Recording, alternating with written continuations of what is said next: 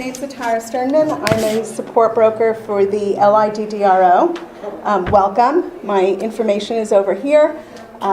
It's best to reach me by email. I get a lot of phone calls. I'm a teenager. I text, but I do respond better with emails. I'd like to dedicate this speech to my father, Alav Shalom, Harav Chaim Dov Perlman, who empowered me to advocate for what I believe in. When baby Moshe was floating down the river, Paro's daughter Batya reached out and pulled him from the water. Chazal explained that Moshe was floating a great distance away, beyond Batya's reach.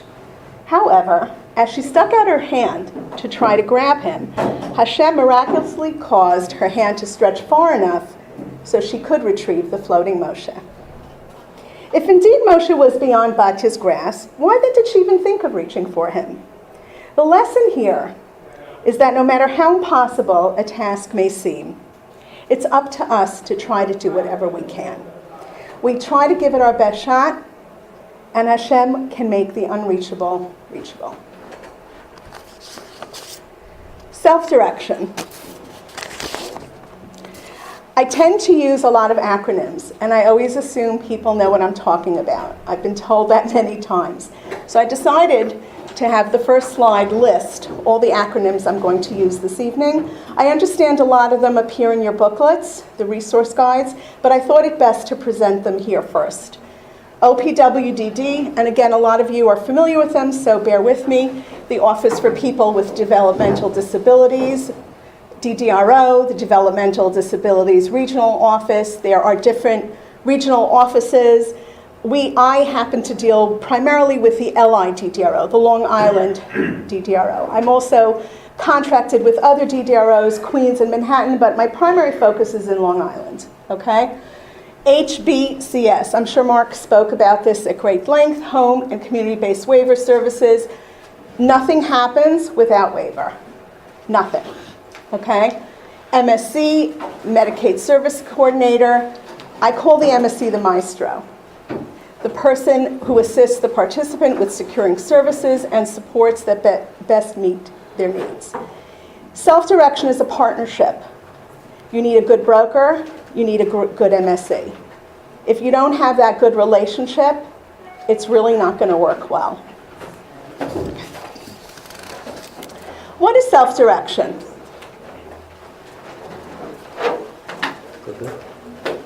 Self-direction begins with the person.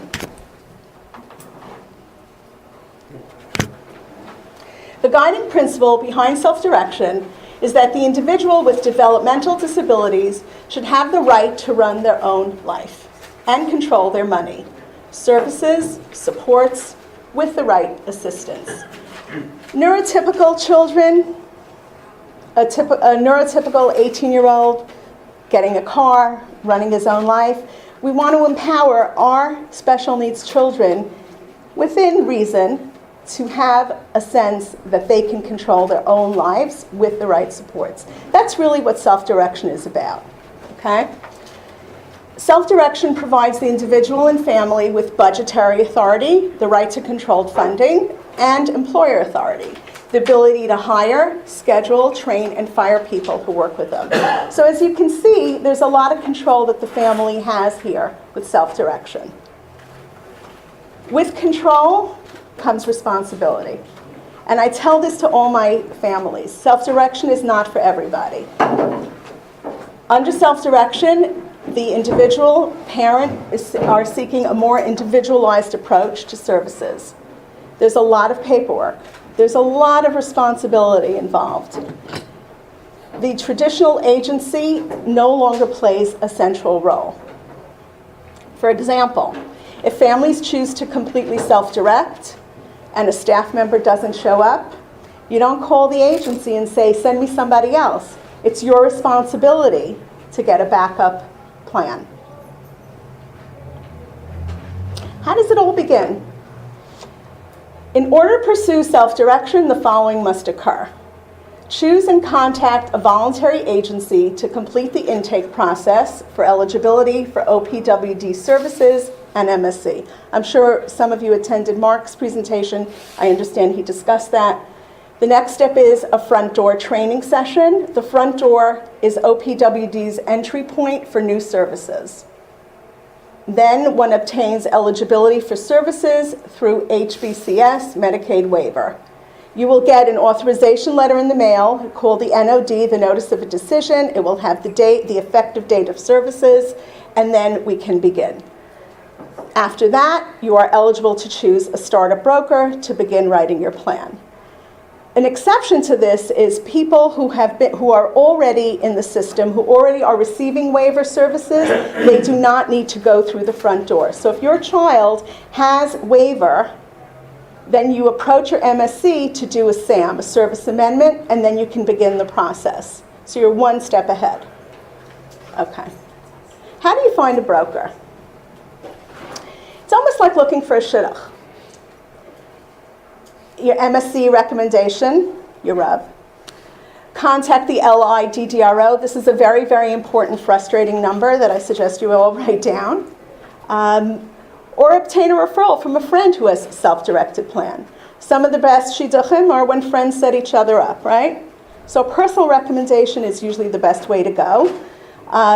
There is a woman in the DDRO. Her name is Jessica Hansen. If you cannot find a broker, or an MSc, she will provide you with a list.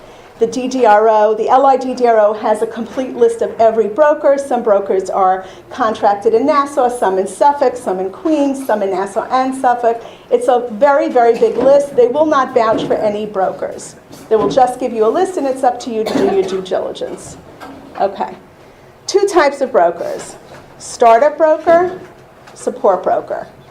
Very often your startup broker morphs into your support broker. The startup broker is the person who first meets with the family, gets to know them, and gains an understanding of the child, of the vision for the future, of the supports that are needed. Really, it's a meet and greet. We start with, when I meet with the family, I introduce myself, I get to know the child, I get to know the parents, I like to know what the child does on a day-to-day basis, what does he do on weekends, what does she do in the summer, are there other children, what is the family dynamics. It's a meeting to sort of get your feet wet and get to know the whole family situation, okay? Nothing happens unless there's a lot of what's called person-centered planning, and I'll go into that in the next slide. Not yet. Person-centered planning is at the cornerstone of self-direction, getting to know the person, getting to know the family. Some brokers work with families and do 1 or 2 meetings. I'm a schmoozer, and I have great families, so when I meet with my clients, I find it so enjoyable, so I tend to do 49 meetings or a crazy amount of meetings. But there are families that want 1 or 2 meetings and correspond by email. If that works for you, that's great. There's no limit to the amount of meetings you can have with a family as a startup broker. There's no requirement. It's really, the family has to get to know the broker, has to assess if the broker gets them. There is a lot of work involved, but it's an enjoyable experience for the broker and for the family. Okay? The support broker is the person that takes over once the budget is approved. So the startup broker has done his or her person-centered planning, has drafted the plan, has written all the supports into the plan, and submits the budget to the DDRO, and we all join hands in prayer. And we hope that it will not be rejected. We hope that what we want to fund will be approved. Okay? Assuming all that works, okay? And this is a process, and we tend to be very impatient. So when I'm using the word process, what I'm really trying to tell you is it takes time. It's not the broker's fault. I want things, I have a list on my refrigerator, and I love using my Sharpie and going, okay, this family. I want to get things done. Right now, as of 10 a.m. this morning, the DDRO has told me there are 140 startup budgets that they're working on. And there are 2 people in Albany that are hired to approve them, and one of them is going on vacation next week. What am I going to do? That's how we work. It's very frustrating as a broker when you have a family that you really, really feel needs those services. And I try to walk a very delicate line. I don't want to be too much of a nudge, so I always start out with a joke. And then I kind of sneak in the name of a family. So, how's the cone budget doing? That sort of thing. But the people in the DDRO, in the Long Island DDRO, they want to approve it. They want to get the system going. But we're dealing with central office, which is greatly understaffed. So it is a process. As brokers, we do try the best we can. Now your budget is approved. The confetti comes down from Shemayim. Everybody's thrilled. Okay? What happens next? The startup broker usually turns into the support broker. There are individuals that I've met that only want to do the startup part, and they don't want to do the support. I like to do both. To me, it's almost like I want to have the whole pregnancy and get the baby at the end. I don't want to just do the first part, okay? So the support broker takes over once the budget is approved, and the support broker has to make sure that the family is compliant with paperwork, and the support broker has to monitor their budget to ensure it meets guidelines, and the support broker has to also see if the funding is really working. So when I get a budget approved, I tell the family, you know what? We have money in this category, money in that category. Let's roll with it. Let's see how it works for you. If you feel I underfunded a category, I overfunded a category, and we have money to move around, I'll say, let's do an amendment. I don't like to do a lot of amendments. The DDRO hates when you do multiple amendments, because basically they want to see that the family's trying to access the services and the supports that were the result of that person-centered planning that you spend a lot of time doing. Okay? Next. What do you look for in a broker? This is what I always tell people. A creative thinker, a good listener, someone who is accessible, very, very important, someone who communicates clearly and effectively, and someone who is up to date with all the trainings and all current information. What I should really say is everything I'm telling you is accurate as of what time is it now? Whatever time is now, it's accurate. It could change in the next 15 minutes. Brokerage and the stock market share a lot in common. There's a lot of ups and downs, and there's a lot of changes. What was approved yesterday, today I got a call at 5 o'clock of another change that it was very, very upsetting to me, so I'm just going to pretend it's not going to happen. Things are changing, categories are changing, funding limits are increased and decreased. It really evolves, and there's trainings as brokers we're required to attend. I encourage you to select a broker that's really, really up to date, because you don't want your broker to advocate for something, put it in the budget, and then the budget is rejected because, well, the training in February, they took that category out. So very, very, very important to have a broker that's up to date. We spoke about person-centered planning, ongoing discussions with the participant, the MSC, and others, just to get to know the person, to validate the needs, to actualize the vision for the future. The group of people that come together in this meeting, they're known as the circle of support. These are sample topics that we discuss at meetings. What makes the individual unique? All of us have something unique. All of us have something to contribute. What are the person's likes and dislikes? What's important to them?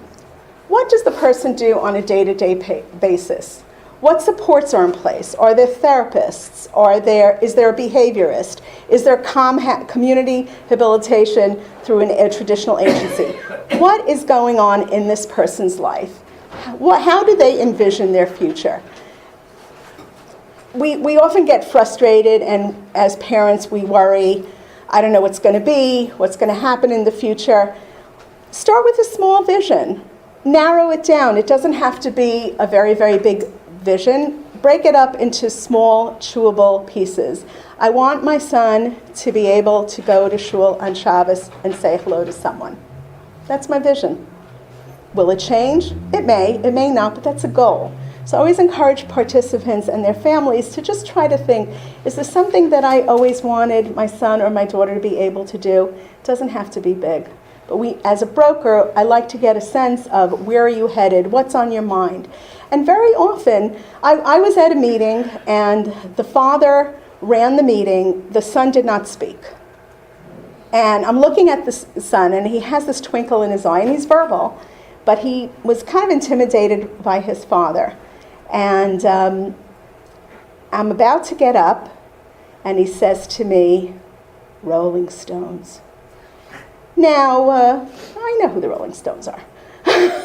And I looked at him and I said, why are you talking about the Rolling Stones? And he said, I want a band. So he was trying to tell me he wants to be a drummer. It was such a beautiful moment. The father kept saying to the son, I'll talk to her, I'll talk to her. He said 2 words, and out of those 2 words came a conversation. So I did find a drumming class in Hicksville, and you probably can hear the noise now, because he's hitting and hitting. He goes, once a week to a drum class, and that's his vision, and the father's overjoyed, and the father never even knew that that's what his son was enjoying. You never know how a conversation starts, but everybody, I don't care if you're completely nonverbal, I have been able to look at participants, they'll wink, there's all sorts of communication, it doesn't have to be verbal. Every single individual has a vision. Okay. Circle of support. A group of people who know the individual and feel they have something valuable to contribute. They can be family members, they can be neighbors, friends. I have a participant whose school crossing guard is part of his circle of support. The child likes him, says hello, smiles. The crossing guard is a lovely woman. She comes to the meetings. Wonderful, okay? Think out of the box. Our children affect a lot of people. It doesn't have to be your Rav, your therapist, your friend, your teacher, your cleaning lady, your gardener. It can be anybody. Anybody who your son or daughter has any kind of relationship with. It could be the most insignificant relationship, but that person may have something to share about your child that you never thought of, okay? Circle of support meeting members should be invited to as many person-centered meetings as possible. They may not always be able to attend. Some meetings I have 4 members attend. My own I self-direct my daughter's plan. My circle of support is me, and when my husband's not working as a physician in the hospital. So I'm the circle of support.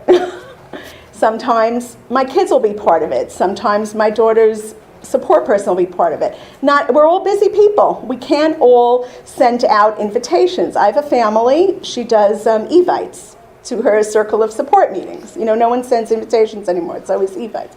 That's her way of doing it. Whatever works for the family, nothing is set in stone. That's what's great about self-direction. What factors determine the budget? Okay, so I'm sure everybody's wondering, how much money am I really going to get? Okay.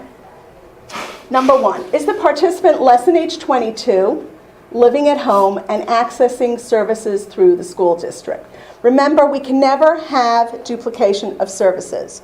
So a child in school, think of his or her budget as starting when the day in school ends.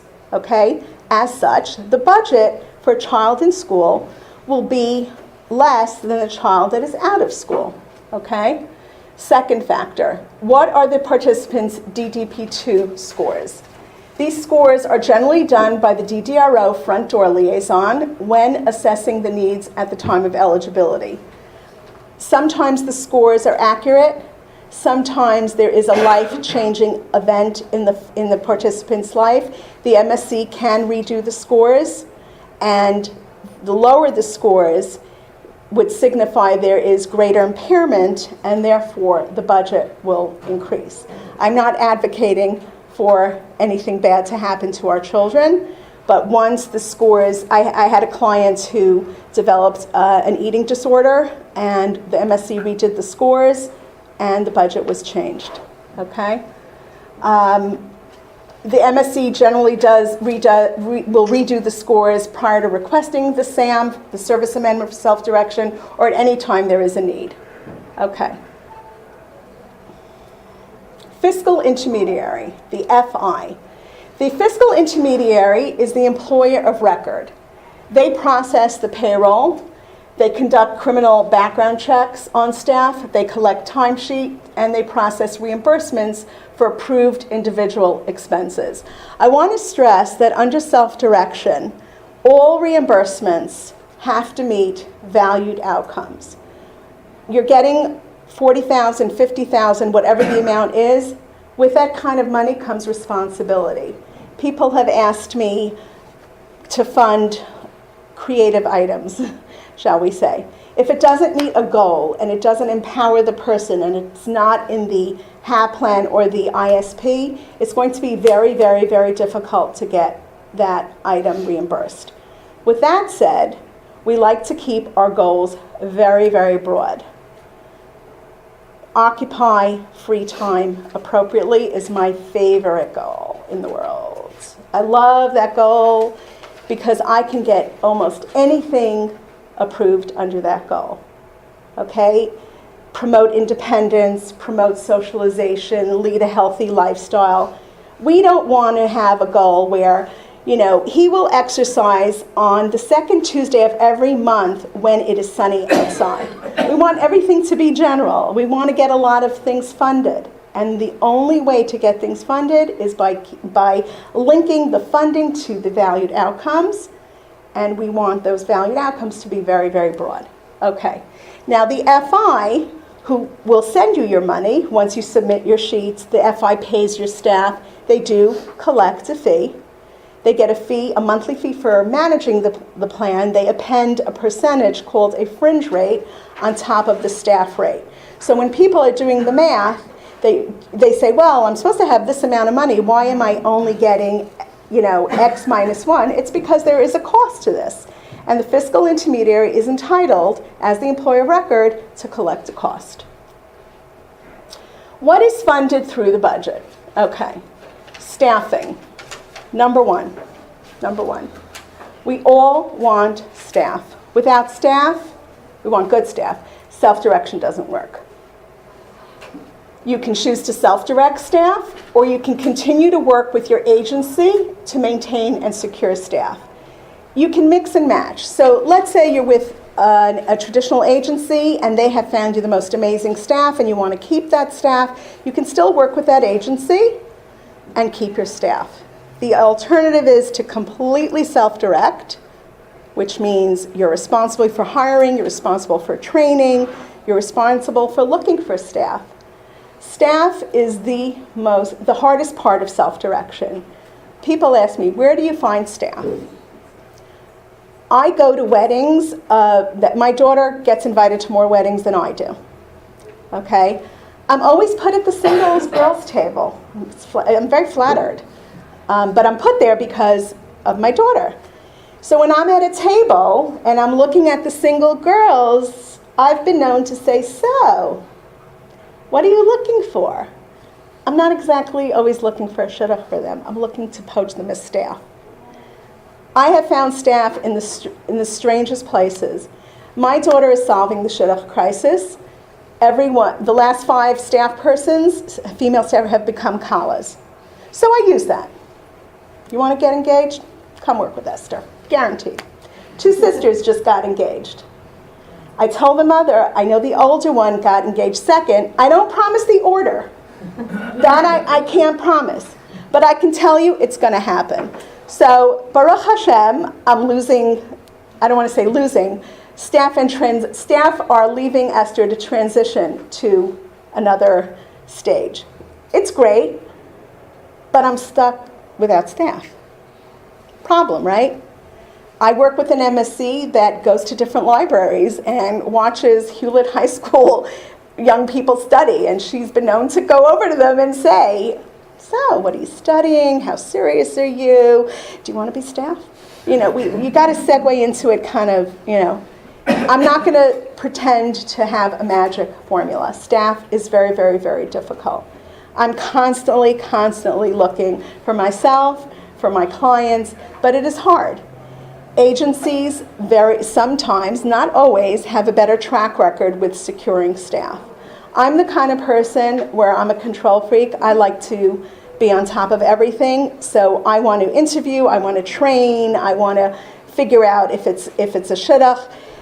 A lot of it, when you hire staff, it's like you're on your first date, you're getting to know the person, will they work? And if they don't work for me, you know what? I know someone else you'd be great for.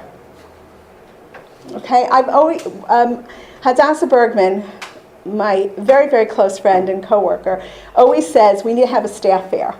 And I really think it's great. One of my ideas, not only a staff fair, I want local businesses to come here. And I want to show them how our population has so much to contribute. The whole Silicon Valley, I'm convinced, is autistic or on the spectrum. I'm so convinced of that. Okay? Our kids have a lot to offer. And it is so hard. You feel like, do you want to hire my child? He's great at stuffing envelopes. He's very presentable. I'm very, very proud of my daughter. Her name is Esther Bracha, and I always say she is a true blessing. It's how you present it, but it is difficult. It's difficult to find staff. It's difficult to find things to do. It's difficult. And yet, there is still a lot to benefit from self-direction. Another thing that's funded through the budget is supportive employment. I'm not going to go too much into supportive employment. It's job developers, job coaches. As of the most recent training, the DDRO has revamped the whole concept of supportive employment. They want you to access VR and other supports, pathways to employment. Driving lessons can be funded through the budget if you've been denied through Access VR, but they want you to use another program and use the budget as the pair of last resort for this category, for number 2. IDGS, Individual Goods and Services. This is a federally funded category. I call it the category of goodies. $4,000 of camp. Camp has to be in New York. I want everybody to hear that loud and clear. Because everybody says, oh, but I found a camp, it's in Pennsylvania, it's in New Jersey, and New Jersey is kind of a first cousin to New York, so it's really in New York. No, it's not. It's not in New York. We'll talk about out-of-state camp in another minute or so, but camp is allowed to be a camp for special needs, and I'm stressing that because with community classes, there are different rules. $4,000 can buy a couple of weeks at Camp Kaylee. It does buy you some camp. Okay, it doesn't have to be, special need. It doesn't have to be a mainstream camp. It can be a special needs camp. Okay. And the camps need approval? A lot of the camps are already pre-approved. You can tell me. I will tell you that Mora Goldie's backyard camp, is not approved.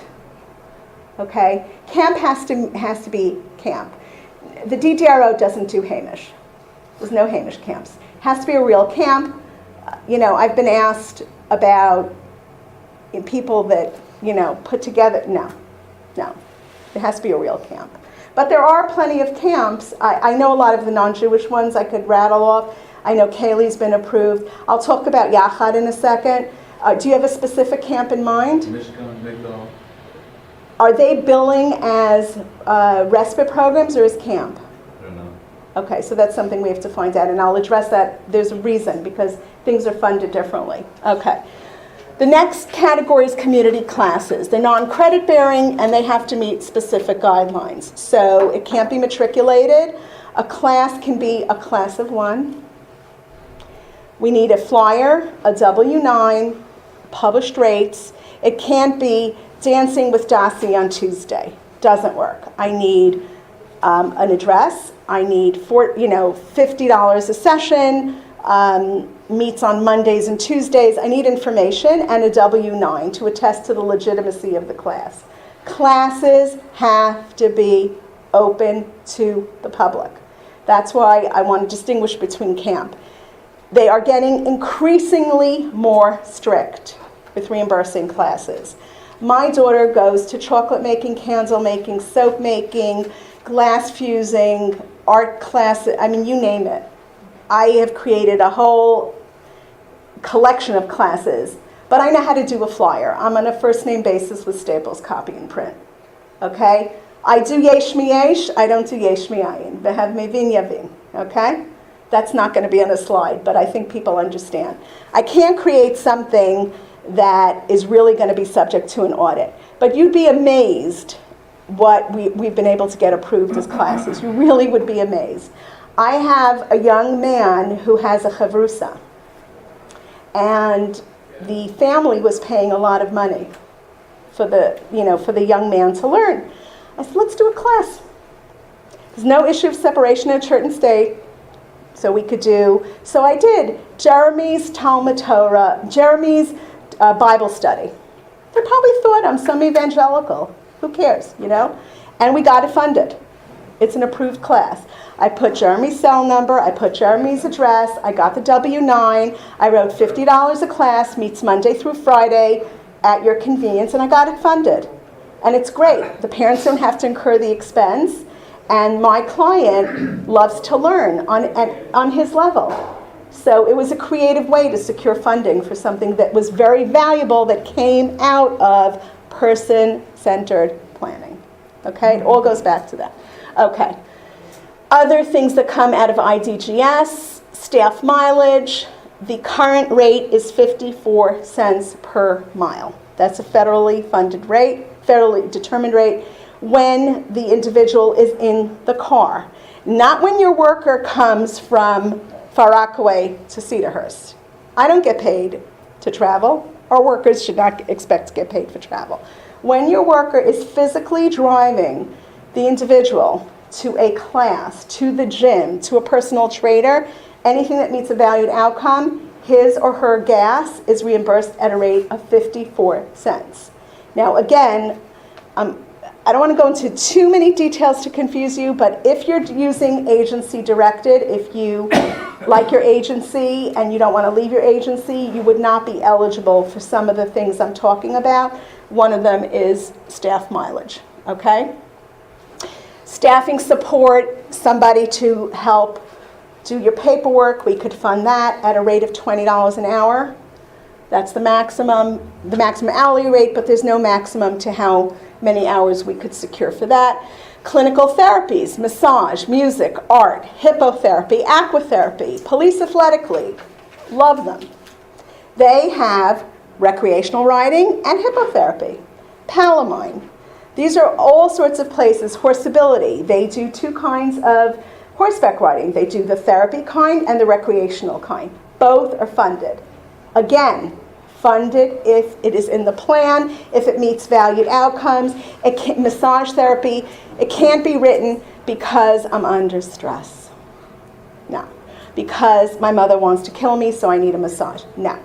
Massage therapy, music therapy has to be linked to a valued outcome, decreases anxiety, promotes, social skills. Link it to anything you want. We can link, just about anything can be linked, but you can't just fund things without linking them to a valued outcome. Okay. Behaviorists, that's also in a plan. For those not living in a family home, because I'm focusing on young children, those children that are older, household items and services, you get snow removal, cleaning services, small appliances are covered. Again, these are not for people living in the home. These are most, but they're not all of what's funded through IDGS. Okay, that's again a federally funded category because the budget has money from the state, the budget has money from federal. Federal is generous, state is cheap. Think of it that way. Yes? Is there an age that's too old to No. start this self-direction? No. There's no, ein mukdam umuchar, the self-direction. You can start whenever you want. Whenever you want. No, you're not late no one is too late for self-direction. Okay. OTPS, other than personal services. This is a state-funded category capped at $3,000 a year. No amendment in the world can increase the $3,000, okay? For those under the age of 18, cell phone, only the participants portion. I'm financing my daughter's Verizon iPhone 6 or 6S, I don't know, whatever. So the insurance is not covered, that's $11 a month, and the physical phone is not covered. The usage is covered. If you're on a family shared plan that's in the family's name, it is fine. Just highlight your daughter's or your son's phone number, and that portion can be reimbursed, okay? So that's very, very good. Clothing capped at $250 a year, a Pesach suit, Yom Tov dress, not much, but something, okay? Cannot, again, anything that I'm talking about here, I cannot do an amendment for. I cannot increase the category. In other words, it's $3,000 and that's it. I have families that we go to the launch, they say, here's my receipt for $250. They say, okay, you just launched your plan, you used it up. That's how it is, okay? Personal use transportation. Anytime a family member drives the participant anywhere.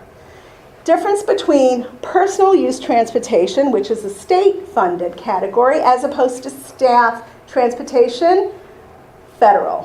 What's the difference? Under OTPS, transportation does not have to meet a goal. Went to grandma lives in Bayside, 54 cents, times whatever the mileage is. We all use Waze, we all use Google Maps. You don't need a receipt, just a statement, this is what I did. End of story. Pretty easy to get back, okay? All right, staff activity fees. Okay, I want to talk about this and be careful about this category. When Michelle Giuliano, who runs the DDRO, totally love her, but she says to me all the time, Atara, I don't fund fun, okay? So in other words, you're going to a concert, going to a Schwecke concert. Tickets aren't so cheap, okay? $36 a ticket. Your staff person's ticket is covered. Your son or daughter's ticket is not. So let's picture a day. The worker comes to your house. His hourly rate gets covered. The time he drives to Brooklyn to the concert is covered, 54 cents a mile, and his ticket. And they want to go out to, I don't know, to get a bite to eat. His meal, meaning the staff person's meal, would be covered, not your child's. The reason I'm stressing this is because this should also be used as a marketing tool when you are looking for staff. Okay? By the way, you know, occasionally I may want you to take my son out to eat. I may want you to take my child to a concert. You know what's covered? A, B, C, D. It's not a bad idea to kind of throw it in there, okay? I don't encourage my families to put a lot of money in there, okay? I always tell my staff, please channel your inner peanut butter and jelly. Don't use this, go out to eat out of my daughter's budget. It's expensive. The DDRO has told me staff has the audacity to submit Dunkin' Donuts, breakfast, lunch, and dinner, and they always bring up at the training, and don't ask me why, they hate reimbursing sushi. And I tell them in the 5 towns, it's almost like the 11th Dibra here. Thou shalt have sushi. Every time they bring it up, they say, and someone always submits receipts for sushi, and I kind of cringe because my daughter loves sushi. So they're looking at this category. Our goal is to be way under the radar, okay? My budget's fully Glock kosher, Mahadran, whatever, hashkafa, but I don't like to put too much money in things to raise, a red flag. And I also don't want my staff to get used to just, well, your daughter said she just had to go to Chosen. She just needed Chinese and she needed, the Peking duck at $39.95. It wasn't my fault. No, doesn't work. So I don't put too much money. I put a reasonable amount of money, $350, $400 in there. Again, $3,000, okay? So the more money I put in there, the less I have for other things, okay? You can also get money for staff recruitment costs if you want to put in an ad in the newspaper, an ad online. A lot of advertising is free, so I don't like to put too much money, if any, in this category. Okay. For those over age 18, even if you live at home, you can get money for utilities. The bill does not have to be in your child's names. How many of our kids pay the utility bills? You submit the bill if you're over 18, and again, sticking within that $3,000 category, you can get your water bill, your electric bill, National Grid, PSE&G. It is quite valuable. You can get the internet, the landline phone. These are only, again, covered for those over 18, even if they live at home. Again, keep in mind the category maxes out $3,000 the whole year. Okay, so a state-funded category. Additional items funded under a self-direction budget. Family reimbursed respite, one of my favorites, okay?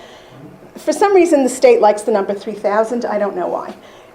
Family reimbursed respite is a category that is capped at $3,000 where a family member can hire anyone over the age of 18 to provide respite services to their child.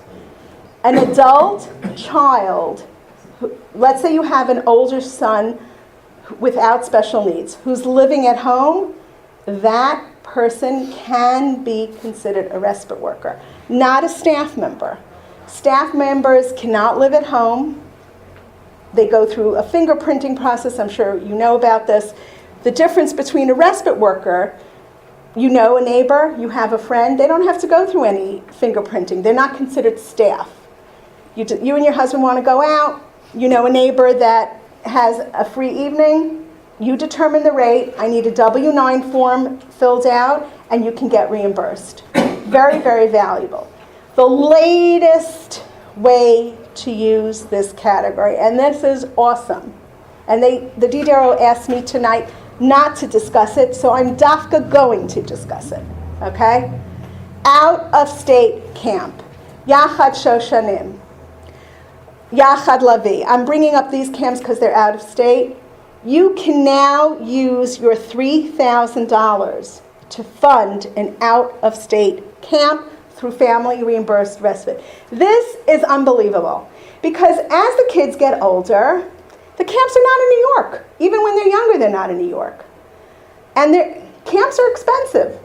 And let's face it, when I was growing up, camp was considered a luxury. It's really a necessity today. What are our kids going to do at home? So the new way to use this money is the respite money is to an out-of-state camp. There are requirements. You have to secure an out-of-state approval. Anytime you kind of shake things up, there's more forms. I love paper. I love paperwork. I always view it as a challenge. I have gotten out-of-state camps approved through this process. Yachad has Lavi, Yachad has, Nikki, what is it? Moshava, Marasha, what else? Over 18? Only, no. This is for all of them. Anybody. A 5-year-old. A fetus. Anybody. Anybody can do this. They don't want, I have been pushing this because I can't stand, somebody that's deciding, what they're saying is Torah Misinai, so I go straight to the law. And I'm reading this and I'm saying, where does it say that it can't be done out of state? And they said, please don't tell families, don't tell. So of course, they're going to tell me not to. What's the first thing I'm going to do? I'm going to tell everybody because I think this is amazing. It's $3,000. Yachad has 2-week programs that are 20, what, Nikki? Like in the mid-20, like 2,500, would you say? Be'erach, okay? So you got 2 weeks. That's unbelievable. Think of how, as parents, we don't get a break. We're driving our kids. We're thinking about them. We're worrying about them. We're entertaining them. This can buy you 2 weeks of. And this you can also use for your backyard camp. And this you can use for your backyard camp, correct. Respite money is not, and thank you, Hadassah, respite money is not scrutinized as much because there's no staffing. You're not going through the staff process. You just be careful because some FIs, RCIL is one of them.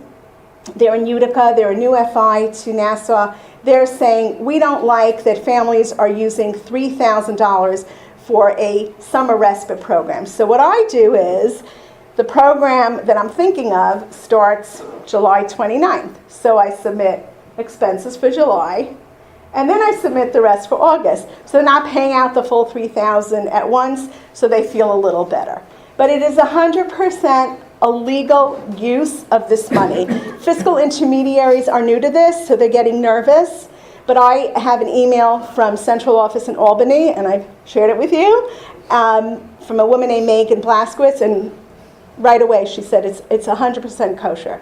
So that's a really, really powerful new way to use family reimbursed respite. Okay, direct provider purchase services. You can buy units of Dayhab.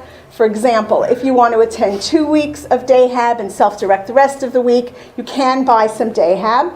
If your child is in a day hab program and you like the day hab program, that's great. If you want to mix and match and have 2 days of day hab and then self-direct the rest of the week, that's fine too. Direct provider purchase respite units, use Medicaid units to fund respite programs such as the OHEL End of Summer. I don't know if anyone's familiar with that.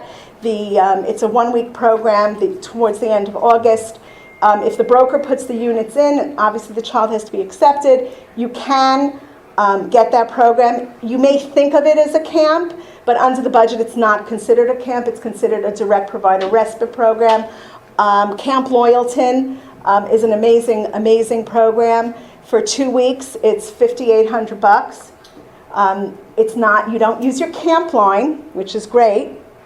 So I have clients that are sending their kids using $4,000 to a special needs camp, and then to add bang to their buck, they're using their direct provider purchase units to get another 2 weeks. So that's several weeks of camp. One is billed on one side of the budget and one is billed under another category. So this is another very valuable category.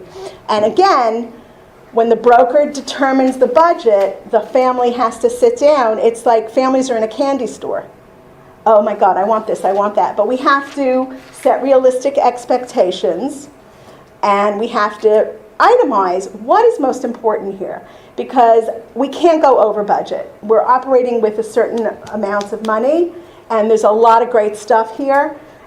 We try to get it right. We try to get funded what's most important. Brokerage fees come out of the plan. The support brokerage fees do, the startup don't. All the person-centered planning before the budget is approved, those aren't counting against your budget. So you can have as many meetings as you want before your budget is approved. It's not taking away money from your budget.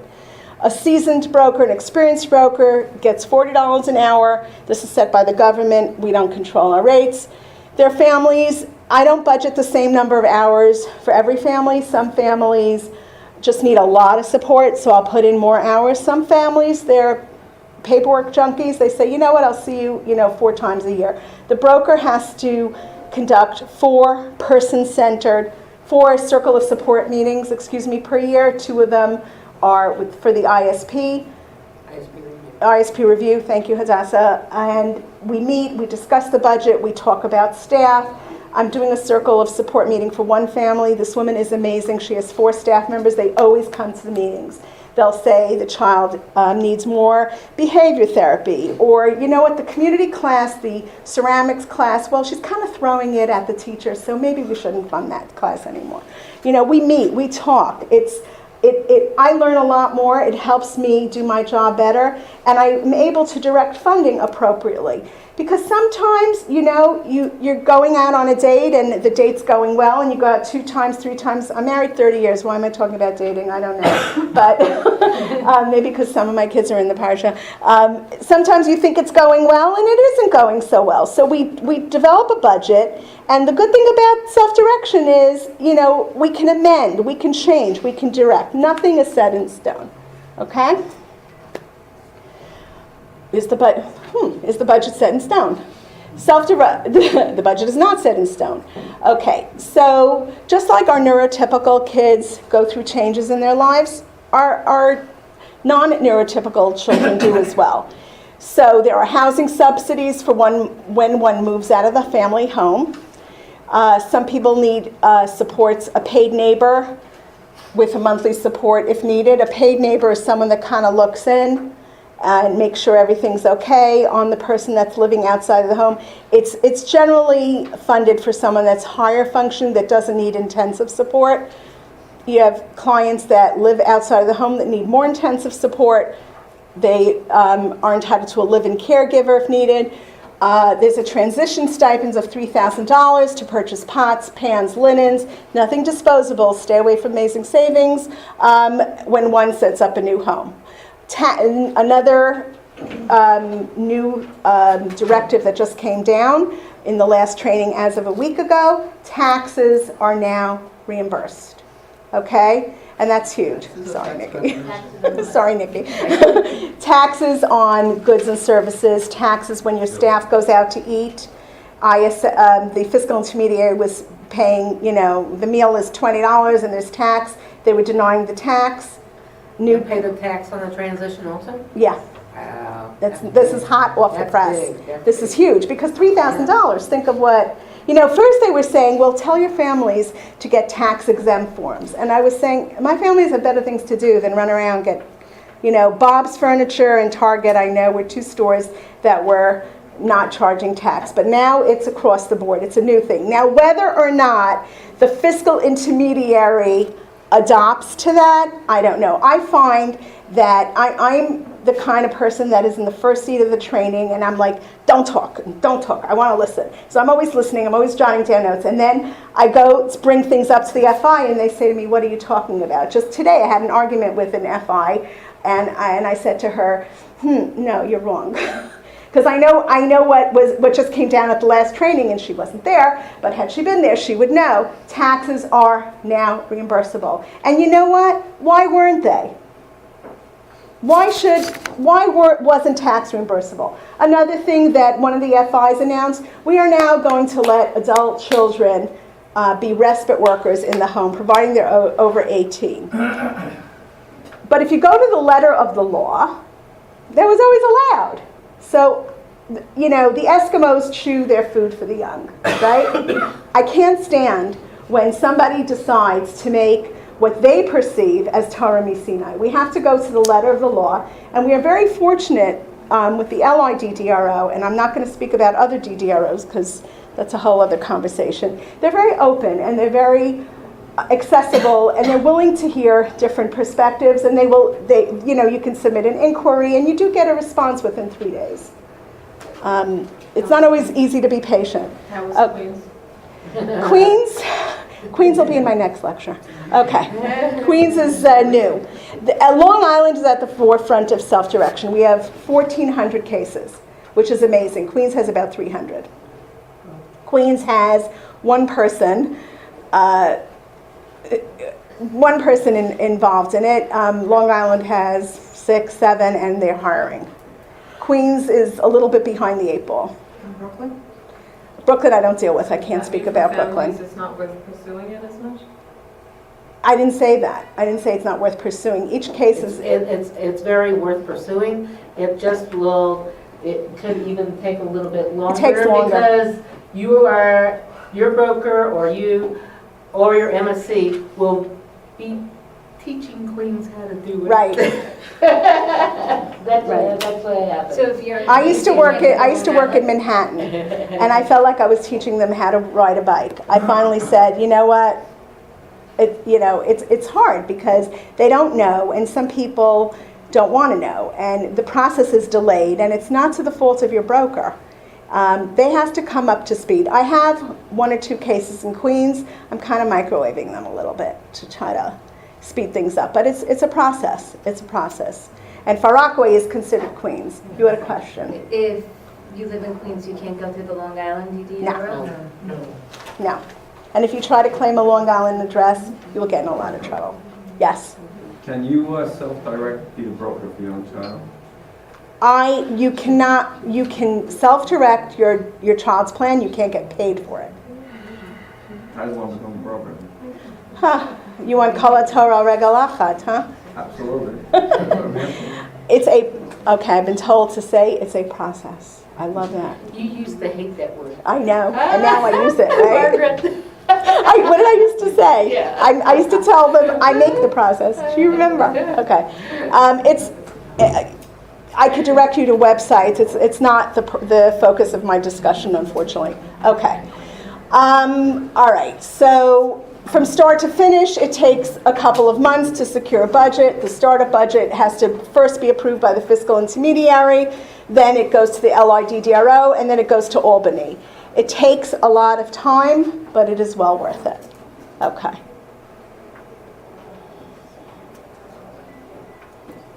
That's the last one? Okay, I just want to say give me some light. I have one other thing to say. We are very fortunate in New York to have many options. I sometimes think we don't even appreciate how lucky we are. I have friends with children with special needs in other states, and there's a dearth of services. With options comes power. So we have to be cognizant of that. We're also fortunate, and I do believe very much in giving Hakara Sato. I really feel the LIDDRO liaisons are amazing. I enjoy an incredible relationship with them, built on respect, humor, frustration, but they partner with brokers. They really want this to work. So I think it's very, very important to realize that in Long Island we have an incredible group of people that are really working hard with families to make this happen. Okay? May we always have the strength, the energy, and the guidance from Hashem to continue to advocate for our special treasures. Thank you very much.